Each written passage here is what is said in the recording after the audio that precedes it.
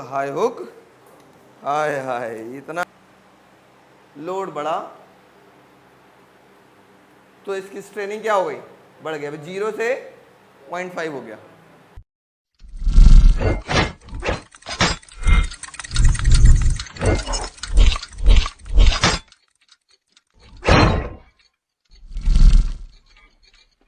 Hook high hook, हाय हाय। आओ हम लोग बात करते हैं आज एक बहुत ही इंपॉर्टेंट साइंटिस्ट है जिनका नाम है रॉबर्ट हुक ना। इनका जो लॉ है बड़ा फेमस है। इस लॉ को किस नाम से जाना जाता है, हुक्स लॉ।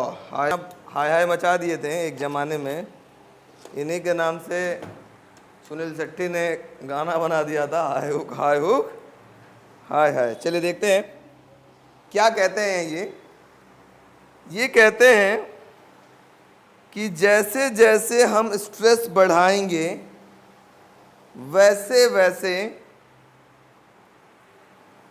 स्ट्रेन की वैल्यू क्या होगी, बढ़ेगी ना। अगर स्ट्रेस बढ़ाते हैं तो स्ट्रेन बढ़ेगी, कब तक बढ़ेगी, पहला क्वेश्चन ये है ना।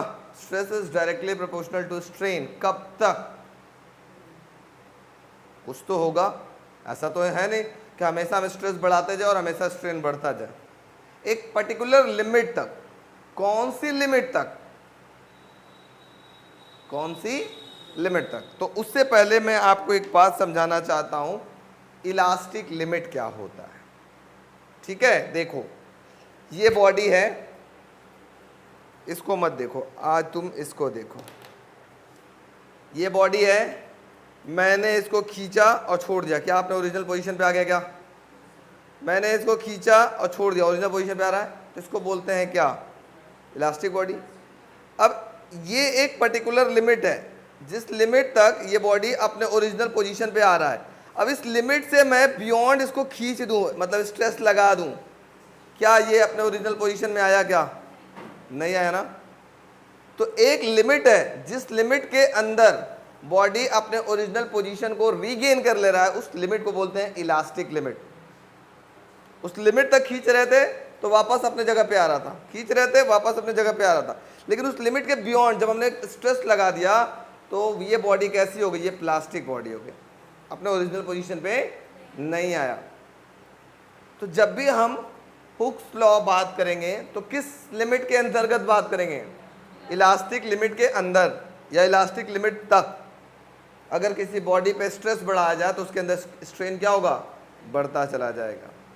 इसी में एक और चीज होता है, अभी आपने देख लिया, पहले इलास्टिक बॉडी थी, स्प्रिंग था, खींच रहे थे छोड़ रहे थे, खींच रहे थे छोड़ रहे थे, इलास्टिक बॉडी, खींच दिया तो कैसा हो गया, प्लास्टिक। क्या है, अपने इसकी इलास्टिक लिमिट से बियॉन्ड हम चले गए तो प्लास्टिक बॉडी पे हो गई। अगर इसको और ज्यादा खींच दे तो क्या होगा, टूट जाएगा। तो ये कहलाता है इसका फ्रैक्चर पॉइंट। ये क्या कहलाएगा, इसका फ्रैक्चर पॉइंट। फ्रैक्चर हो गया, अब इसके बाद वापस नहीं बन सकता अपने शेप में। ठीक है, पहले तो स्प्रिंग था, खींचा छोड़ा, खींचा छोड़ा, तो इलास्टिक बॉडी की तरह से बिहेव कर रहा था।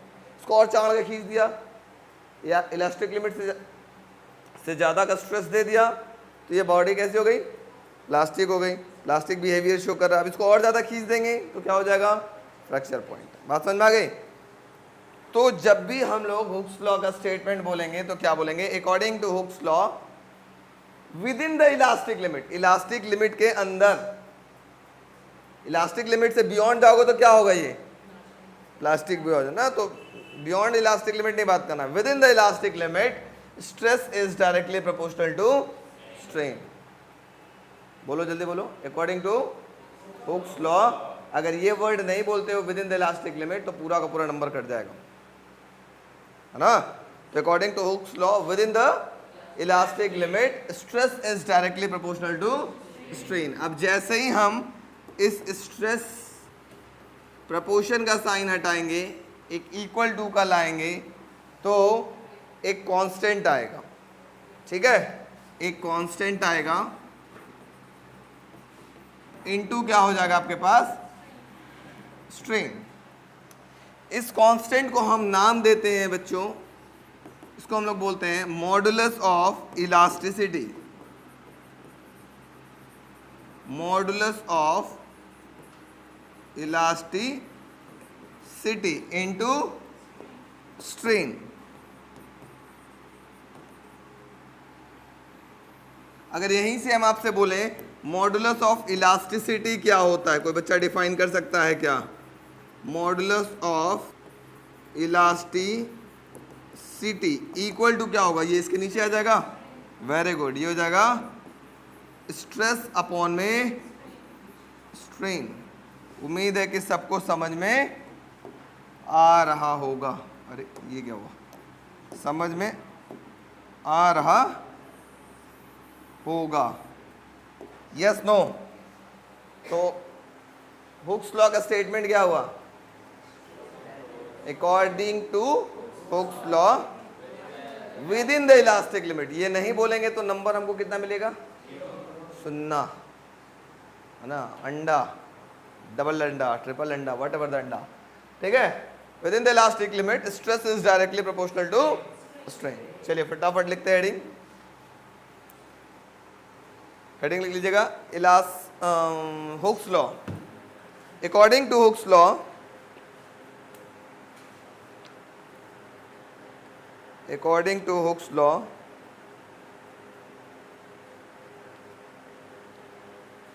within the elastic limit,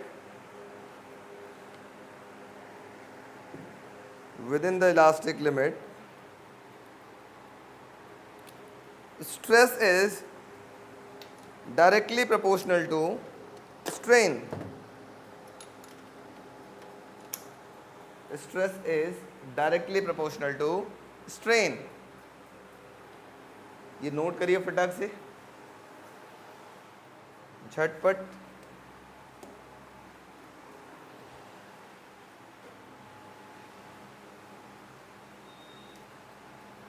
hook जी ने क्या बोला था कि जैसे जैसे हम स्ट्रेस बढ़ाएंगे वैसे वैसे क्या बढ़ेगा? स्ट्रेन बढ़ेगा। तो देखिए मैं जैसे जैसे यहाँ पे लोड बढ़ाता हूँ, ठीक है, इसको थोड़ा बड़ा कर दूं क्या? अच्छा ठीक है, चलो। तो जैसे जैसे मैं यहाँ पे लोड बढ़ाऊंगा, देखो अभी लोड, वैसे वैसे यहाँ का स्ट्रेन देखिएगा। इस स्प्रिंग का स्ट्रेन क्या होगा? बढ़ता हुआ नजर आएगा। अगर मैं 10 ग्राम भेज दूं, जाओ भाई, ये देखो लोड बढ़ा तो इसकी स्ट्रेनिंग क्या हो गई? बढ़ गया। अभी 0 से 0.5 हो गया। थोड़ा सा और ले लेता हूँ, चलो इसको भेज देता हूँ। अब देखो मैंने थोड़ा सा लोड और बढ़ाया, थोड़ा सा स्ट्रेस क्या हो रहा है? और बढ़ रहा है। थोड़ा सा लोड और बढ़ाता हूँ, ये देखो स्ट्रेस बढ़ा रहा हूँ तो स्ट्रेन क्या हो रहा है? बढ़ रहा है। फिर देखो स्ट्रेस बढ़ा रहा हूँ, ये कर्व भी देखो कैसे चल रहा है, स्ट्रेन बढ़ रही है। स्ट्रेस बढ़ाया, स्ट्रेनिंग क्या हो रही है? बढ़ रही है। फिर से स्ट्रेस बढ़ाया, मैं बहुत सारा लोड इस पर डाल देता हूँ, सारा का सारा लोड इस पर डाल देता हूँ। ये देखिए क्या हो रहा है, स्प्रिंग देखिए क्या हो रहा है, स्प्रिंग की कहानी देखिए। स्ट्रेस बढ़ रहा है, स्ट्रेन बढ़ रहा है, डायरेक्टली प्रोपोर्शनल है, एकदम एकदम उतना ही, बार बार बढ़ रहा है, बार बार 0.5 बढ़ रहा है। मास सेम है, 10 ग्राम बार बार बढ़ा रहा हूँ। देखो 10 ग्राम बढ़ाऊंगा अब 4 पे आ जाएगा, 4 दिख रहा है। फिर मैंने 10 ग्राम और बढ़ाया तो किस पे चला जाएगा? 4.5 पे जाना चाहिए। 4.5 है ना। जैसे जैसे आप स्ट्रेस बढ़ा रहे हो तो उसी प्रोपोर्शन में क्या बढ़ रहा है? स्ट्रेनिंग हो रहा है। ये बात किसने बताई थी? हुक जी ने बताई थी। इसी को कहते हैं हुक्स लॉ। बात समझ में आ गई? अब तो एक बात आपको ग्राफ में भी वहां दिख गया और यहां पे दिख गया कि अगर इनके बीच का ग्राफ प्लॉट करें तो बच्चों कैसा ग्राफ आएगा? कैसे पता? अब ध्यान देने वाली बात है, आपने ग्राफ तो देखा नहीं होगा, मैं अगर वहां फिर से दिखा दूं तो ग्राफ में कुछ जादू था। स्ट्रेस किधर था और स्ट्रेन किधर था? थोड़ा ध्यान दीजिएगा। इधर है आपके पास स्ट्रेस ना, और इधर आपके पास क्या होगा? स्ट्रेन। इस बात का ध्यान रखिएगा, ये गलती ना हो, गलती से भी गलती ना हो। तो इधर होगा आपके पास स्ट्रेन और ये वाला क्या होगा? स्ट्रेस। बहुत सारे बच्चे बोलते हैं सर इधर लिख दे उधर लिख दे, क्या फर्क पड़ता है? फर्क बहुत पड़ता है, पूरी ग्राफ की कहानी चेंज हो जाती है। और हम लोग जानते हैं A is directly proportional to B होता है, उसका ग्राफ कैसा होता है? स्ट्रेट लाइन, एक पर्टिकुलर लिमिट तक स्ट्रेट होगा, मतलब within the elastic limit ये स्ट्रेट होगा। इलास्टिक लिमिट के बाद कुछ और, मतलब इलास्टिक पॉइंट पे बाद कुछ और हो जाएगा, जिसको हम बोलते हैं इलास्टिक लिमिट पे कुछ और ग्राफ हो जाएगा, beyond the elastic limit graph कुछ अलग हो जाएगा। अभी हम इसका भी ग्राफ पूरा डिटेल पढ़ेंगे, ठीक है। तो अभी फिलहाल इससे बना लीजिए आप जल्दी से इसका एक ग्राफ भी छोटा सा, कि आपको आइडिया लगे रहे कि हुक्स लॉ का ग्राफ ऐसा हुआ।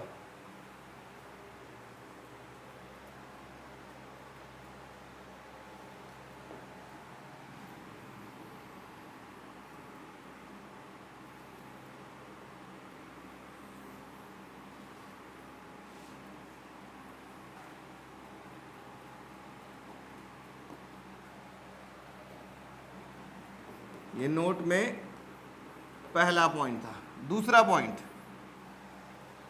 नोट का, बता बेटा इसकी ये यूनिट क्या होगी, मॉडुलस ऑफ इलास्टिसिटी। इसकी यूनिट क्या होगी, स्ट्रेस की यूनिट क्या होती है, न्यूटन पर मीटर स्क्वायर। और स्ट्रेन की क्या होती है, कोई यूनिट नहीं। इसका मतलब मॉडुलस ऑफ इलास्टिसिटी की यूनिट क्या हो जाएगी, वेरी गुड, इसका ऐसा यूनिट हो जाएगा न्यूटन पर मीटर स्क्वायर या पास्कल। डायमेंशनल फॉर्मूला बोलो, एम एल टी माइनस 2। बात समझ में आ गई, नोट कर लो फटाफट, बातें कम काम ज्यादा।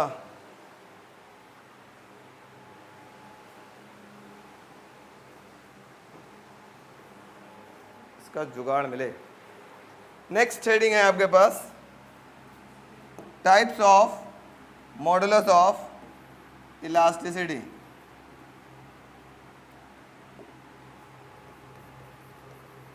Types of modulus of elasticity.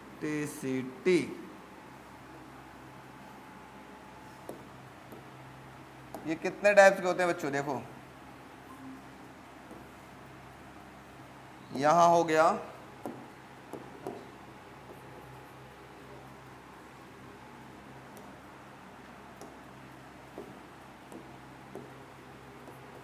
अरे यार दिख ही नहीं रहा इसको तो, MODULUS ऑफ ELASTISITY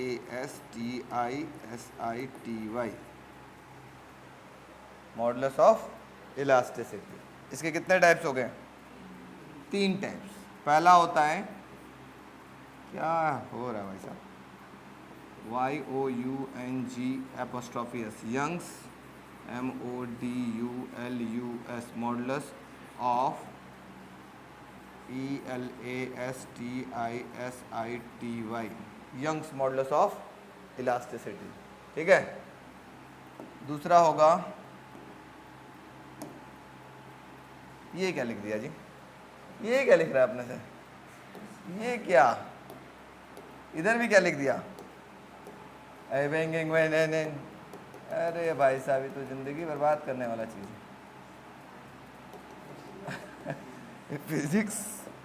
फिजिक्स कम और इंग्लिश ज़्यादा चल रहा है हमारा ना। हटो, फिर से लिखते हैं, प्रयास करते हैं, जब सुविधा दिया है तो इसका इस्तेमाल करते हैं।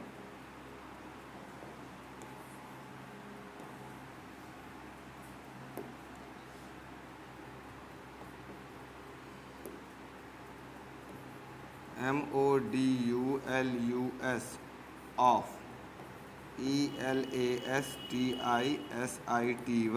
Modulus of elasticity. अब हम भी दिमागदार हैं भाई साहब, जुगाड़ तुम नहीं लगा सकते। इसके 3 टाइप्स होते हैं, कौन कौन सा होता है बच्चों, अरे यार नहीं होगा ऐसे, अरे छोड़ो ना, उसमें ऑप्शन दे रहा है ना,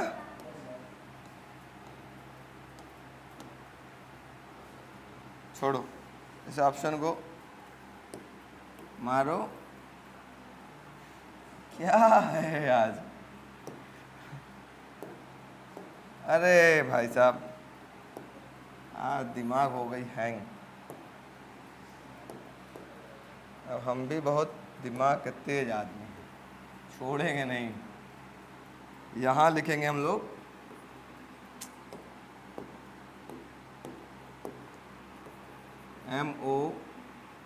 MODULUS, मॉडुलस ऑफ ELAS। आप बोलो, अब होके दिखाओ तो जाने हम।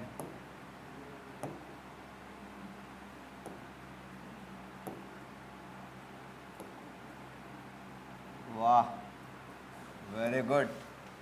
मॉडुलस ऑफ इलास्टिसिटी, इसके 3 टाइप्स होते हैं बच्चों, हम भी जुगाड़ बना लिए। 1 2 एंड 3। हटेगा कि नहीं? छोटा क्यों करें, इसको बीच में जगह दे दें। 1 2 3।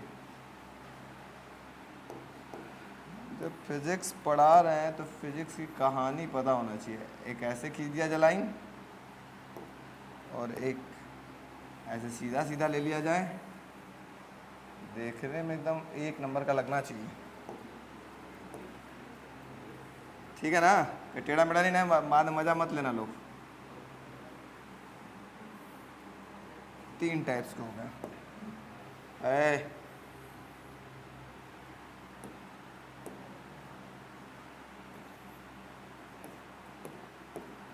आप बोलो, लो हंसो। आप कितना हंसोगे हमसे?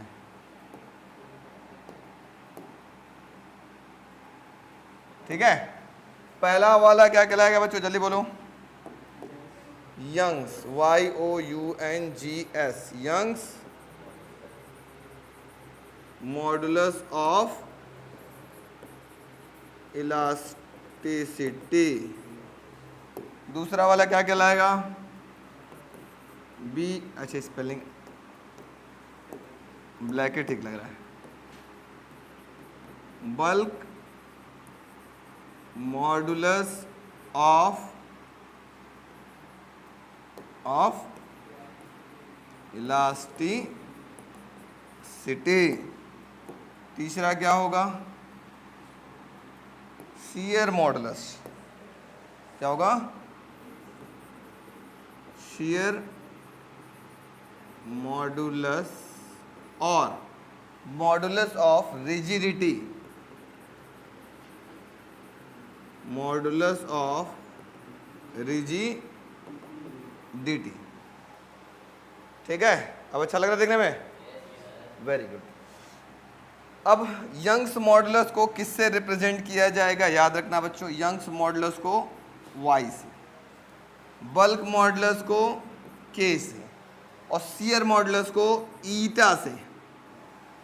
ईटा एक नया चीज आ गया, N बना के पूछिए लंबा तो क्या कहलाएगा? ईटा। अब ईटा अगले चैप्टर, मतलब नेक्स्ट चैप्टर जो आएगा उसमें ईटा एक और नाम से फेमस होगा, उसको बोलते हैं कोफिशिएंट ऑफ विस्कोसिटी। तो कंफ्यूज नहीं होना है, वहां ईटा कुछ और है, यहाँ ईटा कुछ और है। एक ईटा सीमेंट का रहेगा, एक ईटा वही मिट्टी वाला रहेगा। ठीक है, तो इन तीनों टाइप्स के बारे में हमको डिटेल में स्टडी करना है। ये टाइप 1, टाइप 2 एंड टाइप 3। ठीक है, नोट करो फटाक से। तो ये बनाओ तो, टाइप्स ऑफ इलास्टिसिटी फटाक से बनाओ।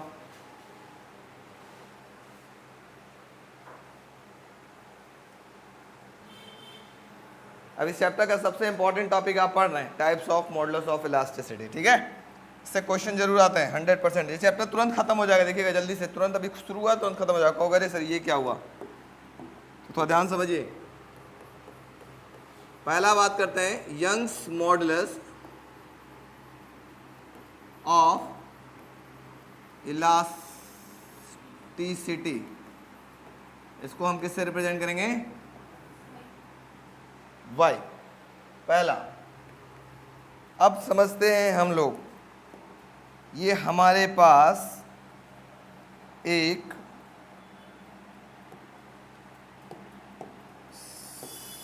सिलेंडर, ऐसी कोई बॉडी है, मत रहो ऐसे, ऐसे में बहुत तकलीफ होता है, 2D फिगर सबसे बेहतर। ऐसा कोई वायर है, ठीक है बेटा? अब बोलो कोई तकलीफ? No sir. ये वायर मैंने लटकाया हुआ इधर ऐसे,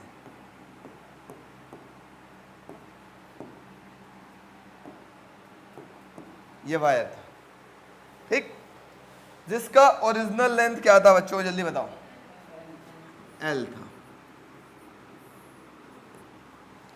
अब वायर पे नीचे मैंने एक फोर्स लगा, लटका दिया इसको, कुछ दिन बाद लटके लटके लटके लटके इस वायर की साइज बढ़ जाएगी कि नहीं, पहले ये बताओ, बढ़ जाएगी ना। इसी को कहते हैं जिनकी लंबाई नहीं बढ़ रही है तो उल्टा लटकना चाहिए, इसे जैसे झूला वाला हो तो उसको उल्टा लटक जाना चाहिए। लटकते हो, लटके हो कि नहीं आज तक? मैं बचपन में स्टेडियम में ना ऐसे लटक जाया करता था, वो टांग ऐसे रख करके ऐसे पूरा पलट जाते थे, अब पूरा इधर उधर खूब झूलते थे ऐसे से। तो हम तो लंबे हो गए थोड़ा बहुत, बहुत ज़्यादा नहीं, तो लटका करो ऐसे तुम लोग ना, लटकने से ना लंबाई बढ़ती है। कैसे बढ़ी? अब सुनो बेटा, कैसे बढ़ी।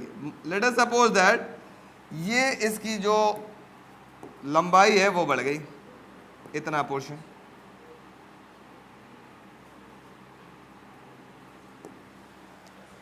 ये जो बढ़ गई ये क्या कहलाएगा बच्चों, जल्दी बताओ, ये कहलाएगा डेल्टा एल। तो आपके दिमाग में एक बात आ रही होगी कि किस टाइप की स्ट्रेस के बारे में बात हो रहा है। लेंथ बढ़ रहा है, देखो चार टाइप के स्ट्रेस थे, एक था टेंसाइल स्ट्रेस या लॉन्गिट्यूडनल स्ट्रेस बोलते थे, जिसमें लेंथ बढ़ती थी, एक था कंप्रेशनल स्ट्रेस जिसमें लेंथ घटती थी, एक था हाइड्रोस्टैटिक स्ट्रेस जो वाटर लगाता था कंटेनर के चारों तरफ, और एक था आपके पास शियर स्ट्रेस जो टेंजेंशियल फोर्स लगता था तो बॉडी का शेप चेंज हो जाता था। तो यहाँ किस टाइप का स्ट्रेस लग रहा है? Longitudinal stress. Young's modulus of elasticity है क्या? है क्या? ये मॉडुलस ऑफ इलास्टिसिटी का पार्ट है। तो मॉडुलस ऑफ इलास्टिसिटी का फॉर्मूला क्या होता है? Stress upon strain. तो अगर हम यंग्स मॉडुलस ऑफ इलास्टिसिटी की बात करें, Young's modulus of elasticity is equal to क्या होगा? कौन सा स्ट्रेस? ये होगा स्ट्रेस अपॉन में स्ट्रेन, ये तो होगा ना। तो कौन सा स्ट्रेस लग रहा है? Longitudinal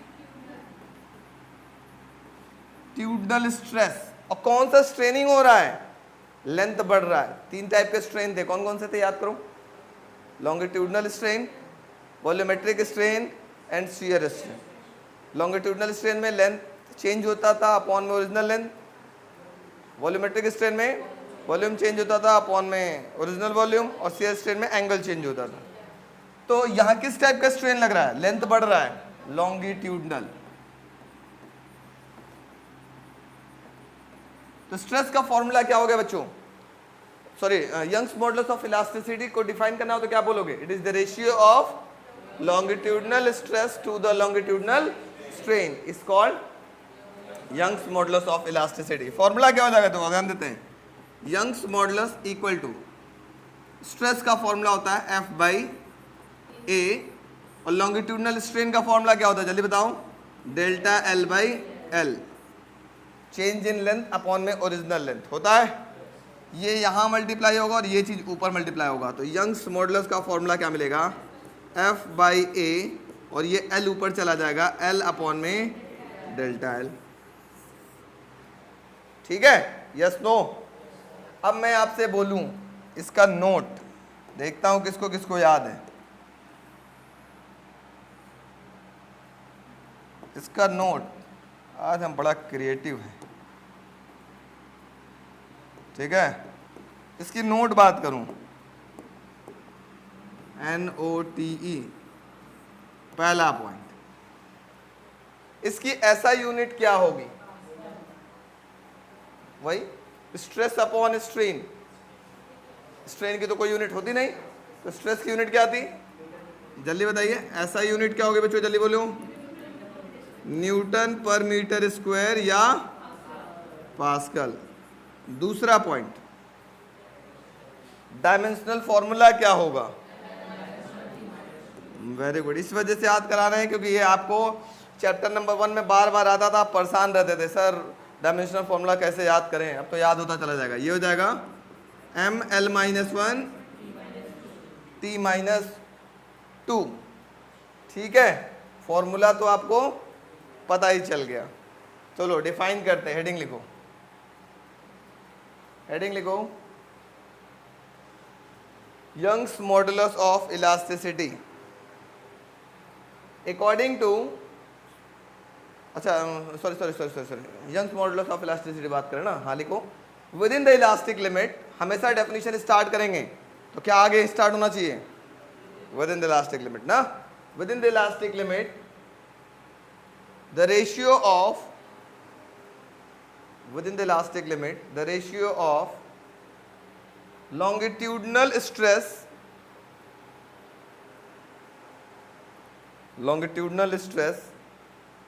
to the longitudinal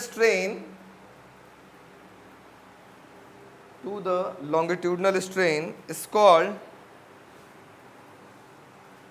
Young's modulus of elasticity,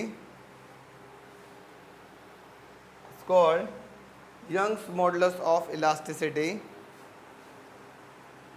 बाकी ये जो फॉर्मूला है देख करके आप नोट कर लीजिए फटाफट।